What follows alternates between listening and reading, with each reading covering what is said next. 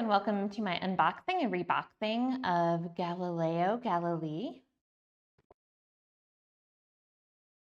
After we remove the plastic wrap, we can open the lid here.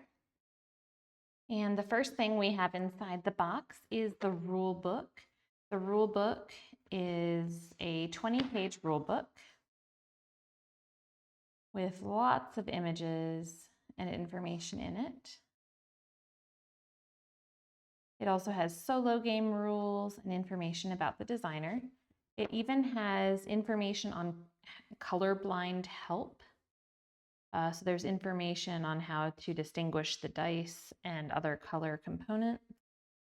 The next thing that we have in the box is 3 punch boards here. And on these 3 punch boards, we have these are the 28 Comet tokens, 7 per player. So there's 3 colors here of these Comet tokens. They have a 1 and a trail like a comet. This is the Giordano Bruno Cellar tile. This is in the advanced game components category, this here. And these are solo movement tiles. There are 6 of them. 1, 2, 3, 4, 5, 6. These are the solo action tiles. There are 5 of them. 1, 2, 3, 4, 5. And these are the double-sided university scale tiles. There are 1, 2, 3, 4, 5, 6. And then we have 3 of our 4 character boards. Johannes Kepler, Giordano Bruno, and Tycho Brahe. I know I should know how to pronounce that better, but that's the best that I personally have. They are double-sided here. And then these here are telescopes to go onto the player boards. There's 1, 2, 3, 4 of them because there's 4 player boards. Then we have quadrants. We have, it says there are 26 small quadrants and 8 big quadrants. These are the 8 big quadrants. They have the number 3 on them. And then this is one of the small ones. There are 26 of them. The others of those are on the next board. This here is the Tycho Brahe book token. This is for, oh, excuse me. There are 4 character boards for playing. This one, though, has these symbols. This is the Tycho Brahe opponent tile for the solo game. And this is the Tycho Brahe book token for the solo game. Then these here are the advanced, more of the advanced game components. These are the Nicolaus Copernicus library tiles, 1, 2, 3, 4. And then this here is the Johannes Kepler special action tile for advanced gameplay. So that's what these look like. On the next punch board, we have our other 2 character boards, one for Galileo and one for Nicolaus Copernicus. Again, they are double-sided here and different on each side. We have 6 subject tiles here. These are the action tiles. It says there are 24 action tiles, 6 per player here in this section. Again, these are the small quadrants. And this is the first player token that looks like a telescope here.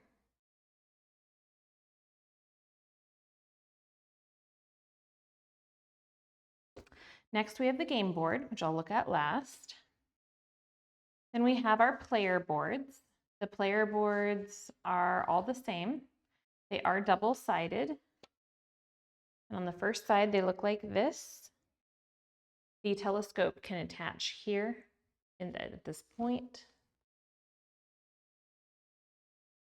And the back side looks like this. The front side does have this fold-upable here. So there's the 4 player boards. Then down in the actual box here, we have, not sure what these are. These are the plastic rivets to keep the telescopes on and the base for the first player token. These are the blue dice. For people with color blindness issues, the blue dice have the dot under the number. There's 10 dice of each color. The red dice have the dot to the left of the number, and the yellow dice have the dot to the right of the number. Then we have constellation tokens, 7 per player. They look like this. We have tribunal tokens, 1 per player, that look like this. We have 4 score tokens, 1 per player, has a 100 on one side and open star on the other. We have 4 objective tokens per player. They look like this.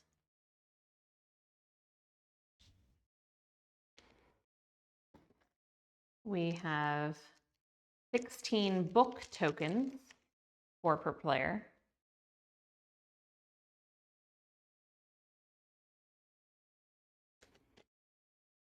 And we have 16 university tokens, 4 per player. They look like this. So I'm going to rehome all of these per player tokens into bags for each player, so that we have a blue, fuchsia, brown, and tan. But in the box here, we also have the 32 Inquisitor figures, and they are all red and look like this.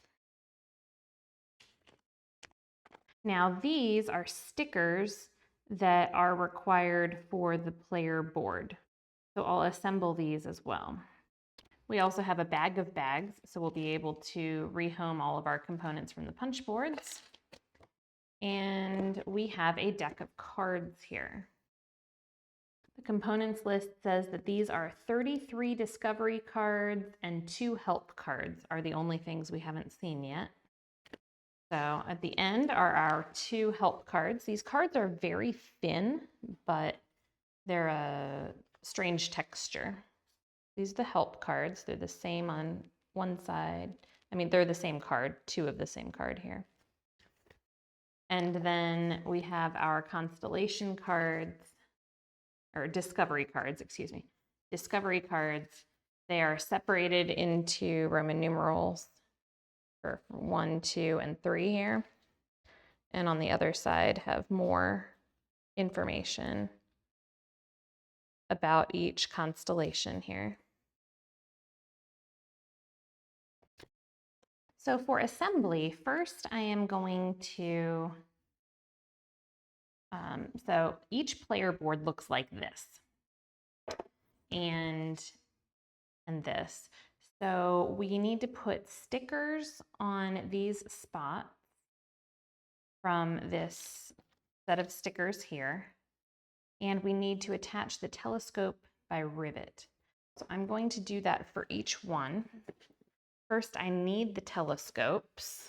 They're on this punch board here. And the rivets. Okay, so this can line up with the design here.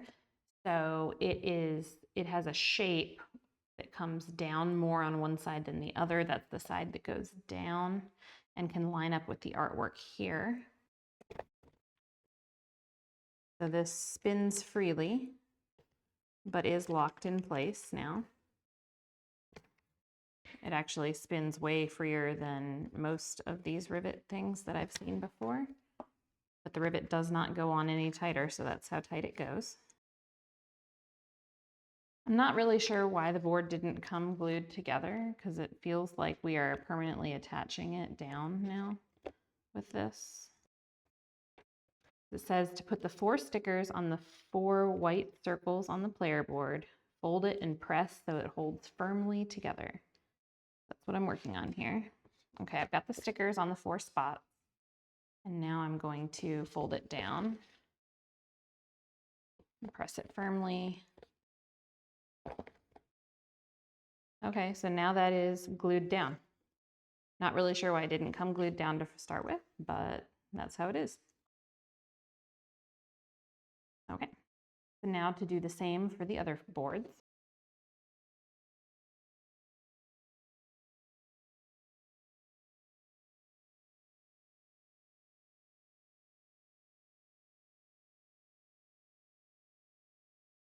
Okay, now that the player boards are assembled, set them aside here.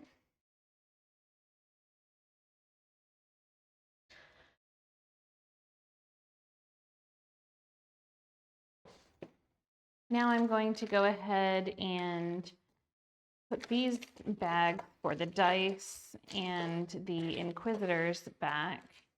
But then I'm going to assemble all of these into our player color bags so that it's easy to just grab a color when setting up for a player.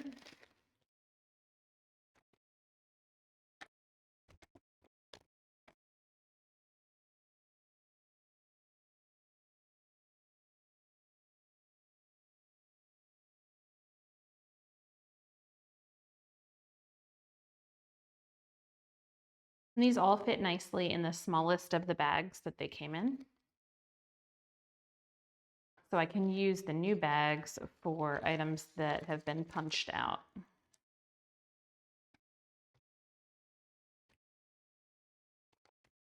Now it's time to punch out these components.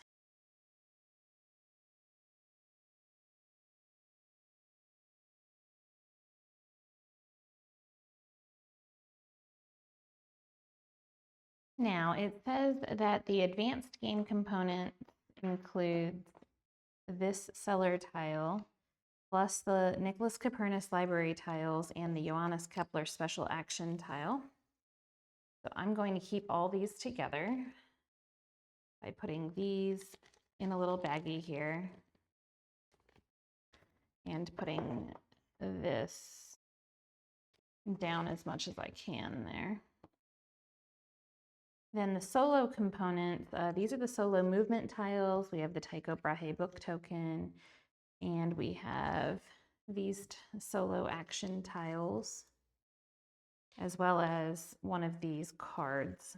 So I'm going to put these in a bag that's just for solo play. Probably could have used a bigger bag, but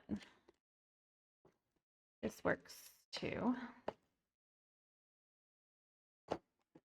I think these are going to fit somehow in one of these stacks here. Not sure. Then we have an awful lot of these action tiles. They get a bag. We also have the Comet tokens, which are 1 per player, and I wonder if, or a few per player, and I'm wondering if they should go in a bag here in the color bags. Okay, so at the beginning of the game, each player is going to have their tokens here. So I'm going to take the tokens and put them in and go ahead and take these out of their little bags, put them in a big bag here with the tokens. Okay, so I'm not going to use the little bags after all. I'm going to use another one of these big bags to put all of the quadrants in, the 3s and the small ones. These are our 6 subject tiles. I'm going to stick them in one of the small bags. Keep them together. Now I have these double-sided university scale tiles that don't quite fit unless I lift up stuff. Okay. We had a clear plastic base for this telescope here. This is the first player token. It'll stand up on this plastic base. And now I have to see how the rest of this can fit in here. These player boards are thick, especially with the telescopes on them. They're even thicker. So they go down in here, but it's hard with all of the items that need to be around them. The character boards don't have an obvious place to go, but if I spread them out, it's going to allow the board to fit in. So that's what I'll do. First, we need to take a look at the board because we haven't looked at the board yet. So the board is a wide board. It opens up 3 wide from its folded size. It looks like this. So each player has their player board set up, and then this is the actual game board. I feel like this game could have a way better insert. It's really not clear how to make all these things fit. Oh, so there's an indent here. This doesn't go all the way. Maybe this can fit that way. No, it doesn't really fit that way either. And these don't really fit that way. So maybe it can fit a little bit like that. But that's still really weird. We sort of have to spread out the character boards to make them work and then put this back in, and it's very topsy-turvy now because of those telescopes. I don't really like that part because they are permanently attached to their boards. But then we just have to put the rules back in and we are packed. So again, under here we had the player boards are in the very middle. The character boards go on top of those. Everything else is bagged underneath. And then we have the game board and the rule book. So thank you for coming with me to this unboxing and reboxing of Galileo Galilei. I'm really excited to pull this game out and actually play it now that I have it all set up for play. It does take quite some time to get everything sorted and punched and set up, so I'm glad that this is now set up for me to play. And if this was helpful to you at all, please give this video a like and subscribe to our channel and come back for more. Thanks.